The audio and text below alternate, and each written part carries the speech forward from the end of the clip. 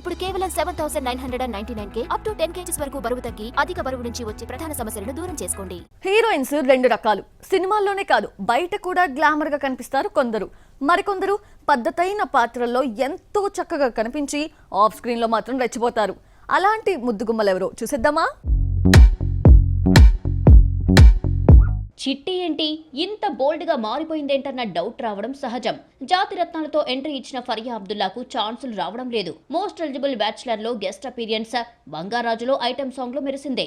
రావణాసుర నిరాశపరచగా మే 3న వస్తున్న ఆ ఒక్కటి అడక్కుపై చాలా ఆశలు పెట్టుకుందే.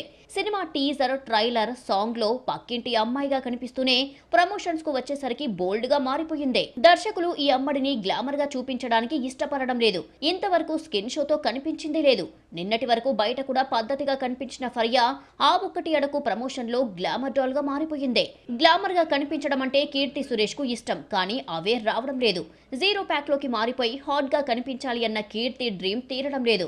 దీంతో ఇన్స్టా వేదికగా అప్పుడప్పుడు హీట్ ఎక్కించే ఫోటోలు, వీడియోలు షేర్ చేస్తూ ఉంటుంది కీర్తి. పబ్లిక్ ఫంక్షన్స్ లో అందాల ఆరబోతకు ఇంపార్టెన్స్ ఇస్తుంది. పక్కింటమ్మాయి ఇమేజ్ సొంతం చేసుకున్న తెలుగమ్మాయి రీతు వర్మ పరిస్థితి కూడా ఇంతే.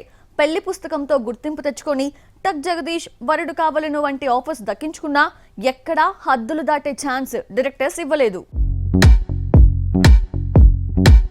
ఒకే ఒక జీవితంలో హీరోయిన్ గా నటించిన రీతు ఉందన్న సంగతే తెలియని అన్ని ఇంపార్టెంట్ రోల్లో కనిపించింది. ఎట్టకేలకు 2 ఏళ్ల గ్యాప్ తర్వాత స్వాగ్ అనే మూవీ చేస్తోంది. ఇన్స్టాను హీటెక్కిస్తున్న గ్లామర్ రోల్స్ మాత్రం రావడం లేదు. కీర్తి సురేష్, ఫరియా, రీతు వర్మ గ్లామర్ రోల్స్ కోసం వెయిట్ చేసినా ప్రయోజనం లేదు. ప్రతి హీరోయిన్ కు ఒక రోజు వస్తుంది అన్నట్టు అనుపమ పరమేశ్వరన్ ఎన్నో సంవత్సరాలు వెయిట్ చేస్తే టిల్లు కరుణించాడు. టిల్లులా ఎవరో ఒకరు ఆదుకొని గ్లామర్ రోల్ అనే డ్రీమ్ ను తీరుస్తారేమో చూడాలి మరి.